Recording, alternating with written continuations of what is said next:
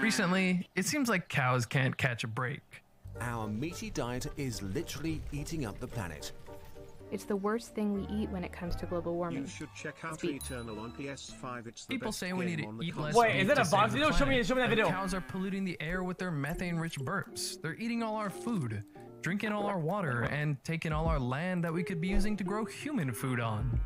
When you hear the specifics, it sounds like cows must be bad. To create 1 kilogram of steak, a cow needs to eat up to 25 kilos of grain. We could nourish an additional 3.5 billion people if we just ate the stuff we feed to animals. About 3/4 of all the agri. Oh, okay, we're not gonna watch it then. We're not gonna watch it. I'll see. I'll watch this 4-minute video, vlog video about it then. The chart I'm building shows the greenhouse gas emissions from producing 1 kilogram of some common foods. In other words, it shows how much they contribute to global climate change. Okay. Most fruits and vegetables are down here with relatively low emissions. What even is a cassava? Are a little further up. cassava? Pig products are here. Coffee and chocolate are a little higher. But all of these pale in comparison to this food. It's the worst thing we eat when it comes to global warming. This is beef.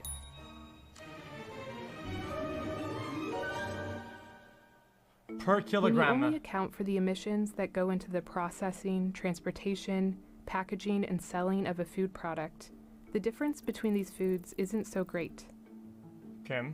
When you add the emissions from growing and processing food for livestock, you can see that animal products have higher emissions than vegetables. But the real gap comes from these two factors: the emissions associated with the farming process and the impact of land use change. Coffee has such a big footprint because of the fertilizers farmers use to grow it, which emit a lot of the greenhouse gas nitrous oxide. The farming process also accounts for most of the disparity between cow and sheep products and everything else. Guys, nobody gave me a pure answer today. Guys, I'm not a nutritionist or whatever, dude. I'm not a scientist, okay? And I don't want to spread misinformation, okay? When you eat beef, what you get out of the beef, the type of protein, what it is, the formula, the whatever, can you get a absolute 100% 1-to-1 exact that nutritionally in something else that isn't a cattle or a chicken?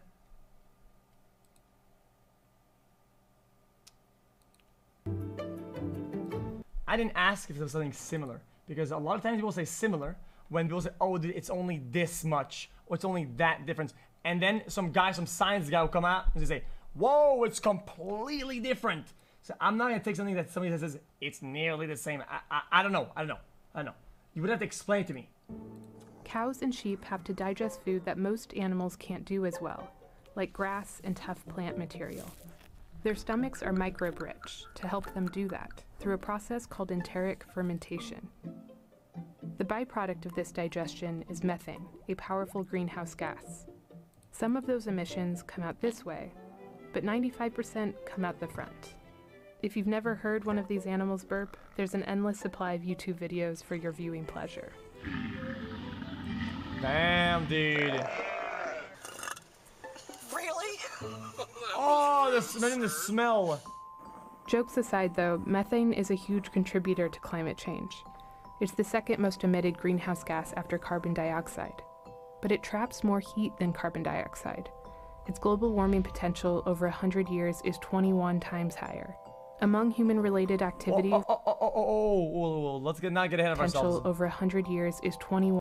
The potential over 100 years. Global warming. 1 times higher. Among human-related activities, enteric fermentation is the biggest contributor to methane emissions globally, more so even than the methane emissions from burning fossil fuels. And it's a big reason why the farming process-related emissions for beef and sheep are so high. The second reason is land use change. Starting in the 1700s, the amount of land developed for humanity's purposes started to skyrocket. Only a tiny amount of this is due to our built environment, like cities, towns, and other infrastructure. Right. A vast majority is for agriculture.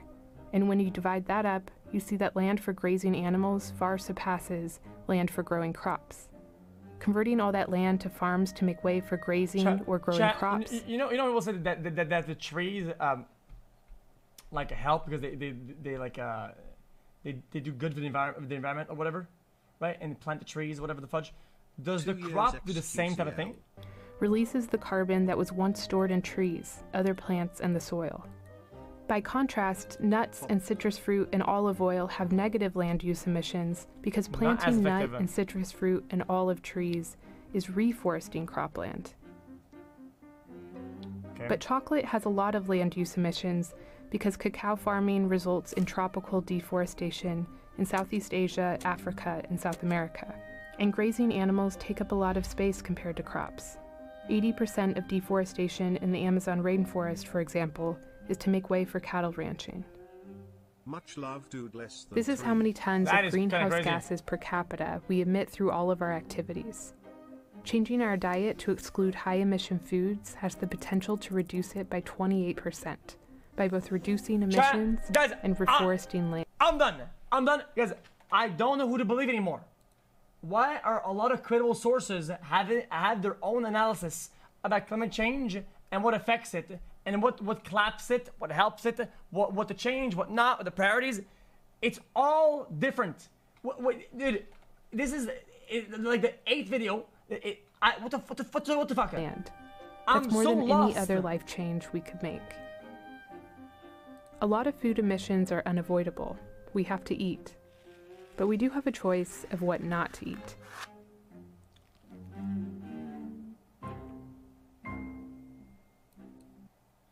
Well, people say that Kurz is also wrong. So, cow burps are killing the ozone. Humans love meat. Steak, fried chicken, bacon, pork belly and sausages are just the best things. Eating meat has become so trivial that many people don't consider something a proper meal if there's no animal involved. Which is pretty amazing, since only a few decades ago, meat was a luxury product. Today, you can get a cheeseburger for $1. Paradoxically, meat is pretty much the most inefficient way of feeding humans. If we look at it on a global scale, our meaty diet is literally eating up the planet. Why is that, and what can we do about it without giving up steak?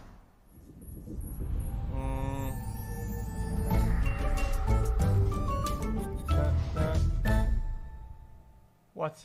Humans keep a lot of animals for food. Currently, about 23 billion chickens, 1.5 billion cattle, and roughly 1 billion pigs and sheep. That's a lot of mouths to feed, so we've transformed Earth into a giant feeding ground. 83% of its farmland is used for livestock, for example as pasture, and to farm fodder crops like corn and soy. That's 26% of Earth's total land area. If we include the water we need for these plants, meat and dairy production... Okay, guys, when they say that, otherwise, it's a question, don't get mad at me. Otherwise, what would it be? If it wasn't that, they seem to have an importance about the land, otherwise, what else would that land be? Land area. If we include the water we need for these plants, meat and dairy production accounts for... Forests? Wait, so they do a lot of deforestations to do... I thought they were saying that was mostly done in Brazil and Amazon forest or whatnot. Or 27% of global fresh water consumption. Unfortunately, meat production is like a black hole for resources. Since animals are living things, most of their food is used to keep them alive while they grow their tasty parts. Only a fraction of the nutrients from fodder crops end up in the meat we buy in the end. Cows, for example, convert only about 4% of the proteins and 3% of the calories of the plants we feed to them into beef. More than 97% of the calories are lost to us. To create 1 kilogram of steak, a cow needs to eat up to 25 kilos of grain and uses up to 15,000 liters of water. Animal products are guzzling up tons of food, but they only make up 18% of the calories humans eat. According to projections, we could nourish an additional 3.5 billion people if we just ate the stuff we feed to animals. To make our favorite food group even more unsustainable, about 15% of all greenhouse gas emissions caused by humans are created by the meat industry, as much as by all ships, planes, trucks and cars combined. And there's another aspect to meat. It comes from actual living beings. Pigs, cattle and chicken are not the ones writing the history books, but if they were, humans would appear as rampant genocidal maniacs that thrive on suffering. Globally, we kill about 200 million animals every day, about 74 billion a year. This means that every 1.5 years, we kill more animals than people have lived in the entire 200,000-year history of humanity. One could argue that we're doing them a favor. After all, they wouldn't exist without us. We might eat them in the end, but we also provide food and shelter and the gift of existence to them. Okay, that's... Unfortunately, we're not very nice gods. A lot of our meat comes from factory farms, huge industrial systems that house thousands of animals. Engineered to be as efficient as possible, they have little regard for things like quality of life. Most pigs are raised in gigantic windowless sheds and never get to see the sun. Sows are kept in pens too small to turn around, where they give birth to one litter of piglets after another until it's their turn to be turned into bacon. Dairy cows are forced to breed continually to ensure their milk supply, but are separated from their calves hours after birth. To fatten up beef cattle for slaughter, they're put in feedlots, confined pens where they can't roam, and put on weight more quickly. To make it possible to keep them so tightly together without dying of diseases, the majority of antibiotics we use are for livestock, up to 80% in the US, which helps in the short term, but also fuels antibiotic resistances. But the ones that may have got the worst deal are... Surprisingly, I actually thought it'd be way more than 80% because of how much there are. How many cows there are, man. Do you see the numbers that they pulled up? 20 million? Dude. Chickens. I would expect it to be more. In factory farms, they're kept in such vast numbers and so close to each other that they can't form the social structures they have in nature. So they start attacking each other. To stop that, we cut their beaks and claws. Male chickens are deemed worthless since they can't lay eggs and are not suitable for meat production. So within minutes after birth, they're usually gassed and shredded in grinders. Several 100 million baby chickens are killed this way each year. Even if you had a personal score to settle with chickens, how we treat them is beyond broken. So, better buy organic meat, where animals are treated nicely, right? Organic farming regulations are designed to grant animals a minimum of comfort. The problem is that organic is an elastic term. According to EU regulations, an organic hen still might share 1 square meter of space with 5 others. That's a long way off from happy farmyard chickens. Farms that sincerely do their best do exist, of course, but meat is still a business.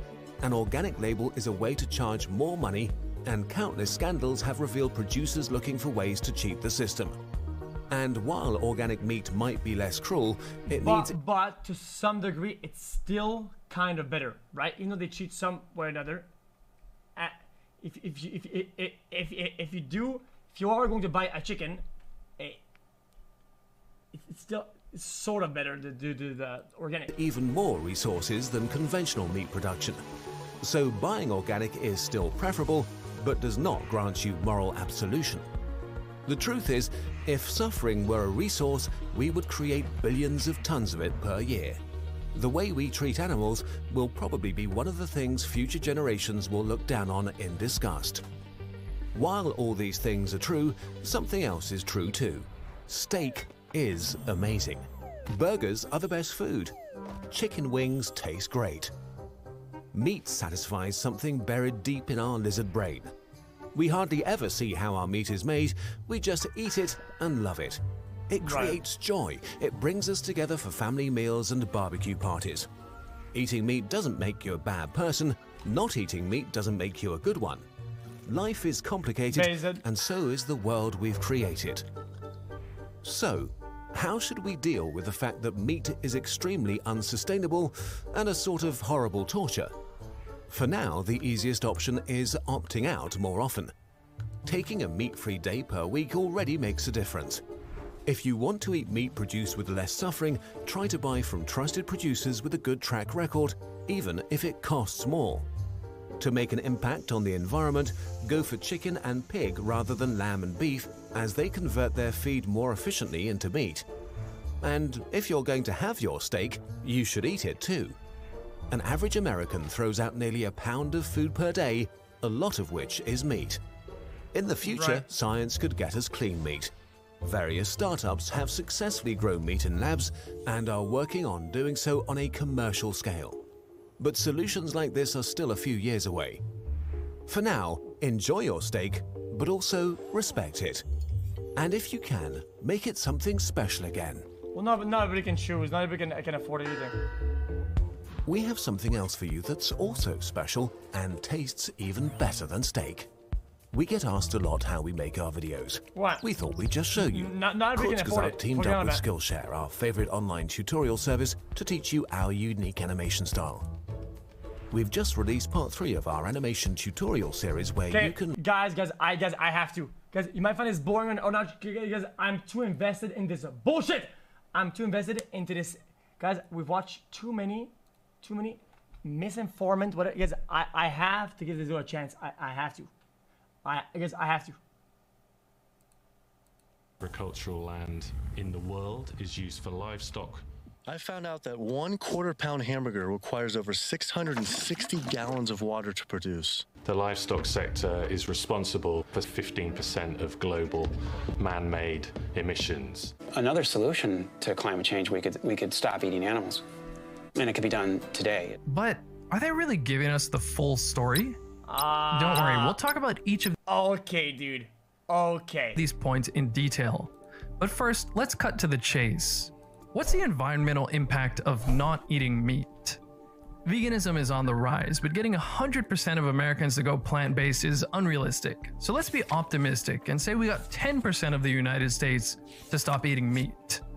Accounting for everything, the methane from cow burps, the emissions from animal manure, emissions from transporting and processing meat, and so on, what would be the actual reduction of the United States planet-warming greenhouse gases if 33 million people went totally plant-based?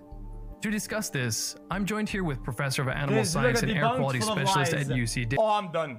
I'm fucking done. I'm done, dude. Fuck Davis, you. Dr. Frank Mittler. Fuck you. You know what, dude? I've had enough of your bullshit, fucking vegan bullshit propaganda ass.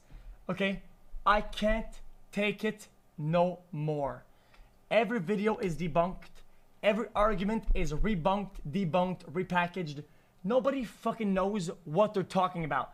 I'm so confused. I'm out here trying to learn something and I'm getting scammed. Fuck all of this. I've had enough already.